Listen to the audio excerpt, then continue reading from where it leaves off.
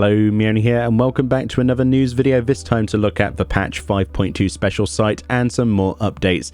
Now, this very well might be the last updates we see to the 5.2 special site for Echoes of a Fallen Star, because we now have the release date, which is February the 18th, which is less than 2 weeks away, which is pretty hype, I think you'll agree. Now, if you missed the live letter, I have been doing a summary on that. There's a couple of videos already on the channel for that if you want to go check them out, and I've tried to make them as concise as possible. That live letter was 3.5 hours, so just bear in mind we got that down to 20 minutes.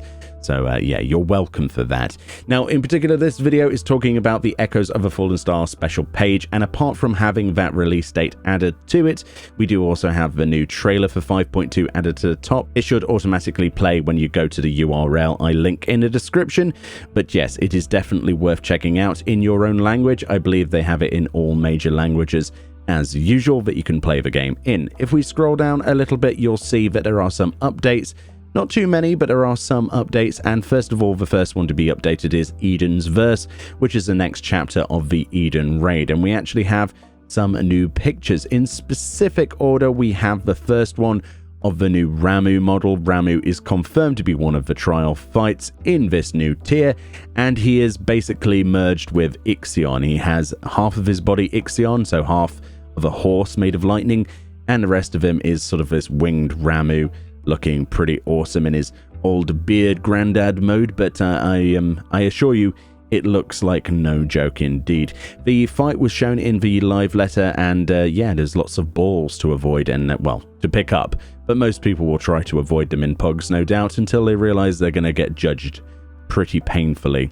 So the second screenshot is actually of Ifrit and Garuda together. They are confirmed to be a fight together as one fight in this Eden tier, so this is 2 fights we've seen so far, and those models are beautiful. So the Warrior of Light is supposed to be reimagining bosses from the past that we fought for the first, and this is how that apparently we remember Garuda and Ifrit, which is definitely interesting, considering we have a centaur for Ixion Ramuh, and now we have Ifrit looking like this, well, very sexy looking, almost Omega of Ifrit. I quite like that outfit, actually. I know it's part of his body, but that would be a really cool set piece, like a tier set. And Garuda has this sort of spindly wings, and quite a lot of wings, in fact, lots of feathers. And I can imagine my prediction where I said, I wonder if Ifrit's going to be in this. And I imagine that if I was the Warrior of Light, all I would imagine is a screen full of nails. Well, I would imagine that we're going to get that prophecy fulfilled, so to speak, but with the added bonus of lots of feathers, I would imagine, and lots of ads from Garuda's side. So probably a 2-phase fight, I don't know. Maybe even 3-phase, that would be fun, wouldn't it? And the third image is of that new raid set, that new gear. We have a white mage to the left there with a glowy staff. These are the new, basically, weapons that you can obtain from that raid, and of course, I presume you could get these from tomestones or something and upgrade them. I really like some of these sets, specifically the tanking set in the middle there. I think that looks great. It would look great on anything other than a Rogadin, but they have it shown on that beautiful axe. I'm not a fan of the casting set. The healing set's okay. I quite like that. It would look really good on Meoni, no doubt. The samurai set's pretty cool. The dragoon set is really awesome. Fairly generic, but really awesome nonetheless. Not sure about the ninja, and personally I think the bard looks amazing, especially with that new weapon. That's really cool. And that's all of the images they've added to the Eden's Verse section, so let's scroll down. We don't have anything new for Amnesis and Nida, but we do have more information on the Sorrow of Whirlite. It is confirmed that's part of the Cinder Drift. So the Cinder Drift is part of the Sorrow of Whirlite storyline. It all deals with basically the backstory between Gaius and mistakes of the past, basically. It said, clad in crimson and armed to the teeth, the ruby weapon represents the latest advances in Garlean military technology. But what dark depths has the Empire plumbed to obtain such power? And we have 2 beautiful images here. The first one of this high-resolution in-game render of the ruby weapon, probably from a cutscene, and the second image of it in combat.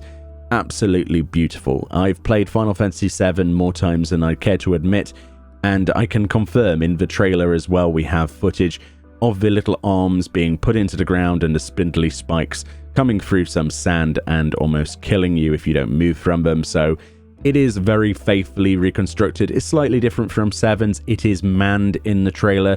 There is a dude inside of this. Looks really cool. I really like that fight, and the model is exceptional. So that's that section. If we scroll down a little bit more, we have some more information about new challenges. So this is the Save the Queen, the Blades of Gunhilda. Now we have some write-up for this. This is the new relic weapon. They're calling it the Resistance Weapon quest this time around. 4 years, Bosjar, homeland of the Hrothgar, has remained at the mercy of Garlean rulers, but the empire has fallen into disarray and the people of Doma and Alamigo have risen up to challenge their authority. The Bosjans, while heartened at the news, yet lack the means to join the rebellion. To that end, they seek a standard under which their people may gather, a weapon of legend. And that's where you come in. And we have 2 images. The first here actually reintroducing none other than Lord Hien himself and Yagiri. I wonder where they've been. Probably busy in Doma. And a representative, presumably, of the Bosjar Citadel, the capital of the Hrothgar, which I believe still has that matriarchy, which is probably why it's called Save the Queen. Probably. And the second image, no doubt, of a very upset-looking Geralt who's been sort of conscripted into this by the Warrior of Light and friends against his own will to create more weapons. And he just looks like he's staring off into the soul or just into the wall at all of where his life has gone wrong. And he's probably gambled all of his recent winnings, basically, from the last campaign in Eureka. And all of his debts probably been rewritten. So that was an excellent work, Geralt, but it's nice to have you back on a team. He's capable of crafting some interesting weapons, and these will be, no doubt, just as exceptional. At the bottom, we have some new media, including that new trailer. We do have some high-resolution images to look at very briefly. There's the Ramu/Ixion model, which you can download all of these in high-res as well from the press site. I'll also link that in the description. Yeah, the more I look at that, the more weird it is outside of combat. Moving on. We have the new Garuda model, which is just exceptional. There's just so many wings there. We got 8 wings? Yeah, that's probably how I would remember Garuda, to be honest. And we have that sexy-looking Ifrit with those big horns.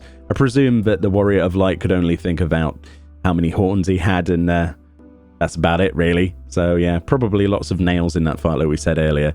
And the only new stuff as well is those other images we've just looked at further up the page. So yeah, 5.2 is looking to be very, very interesting. Ocean fishing was mentioned quite heavily in the live letter. I loved every minute of that presentation. Go and check those out in my summary of the live letter if you haven't already. And get hyped for 5.2, which launches on the 18th of February 2020. Thank you for watching, and I'll see you all next time.